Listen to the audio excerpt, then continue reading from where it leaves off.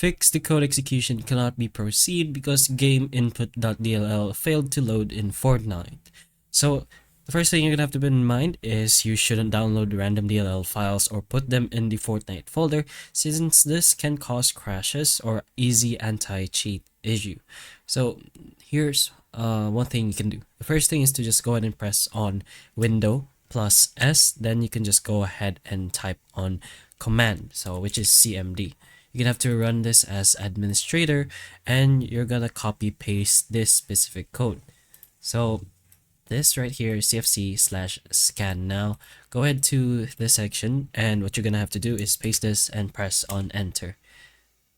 So this will take some time, so you're gonna have to wait until it finishes. So it's gonna take around 10 to 15 minutes. So once that is done, you're gonna have to restart your PC. So this restores missing or corrupted Gameinput.dll files automatically. So again, once it is finished, you can go ahead and try restarting your PC itself to pretty much just reboot everything. And if that doesn't work, there is another thing you can do, which is basically just reinstalling Microsoft Gaming Services. So in this case, what you're gonna have to do is to open PowerShell admin. So just go ahead and search for that, which should be this over here, but you can go ahead and search it as well. So press on run as admin.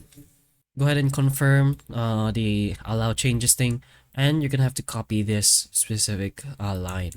So put it over here and paste it. So if nothing happens, then that is pretty much normal. What you're gonna have to do now is to go ahead and copy this next code and paste it over here. So it's gonna direct you to your Microsoft Store, and you're gonna have to go ahead and reinstall the gaming services option.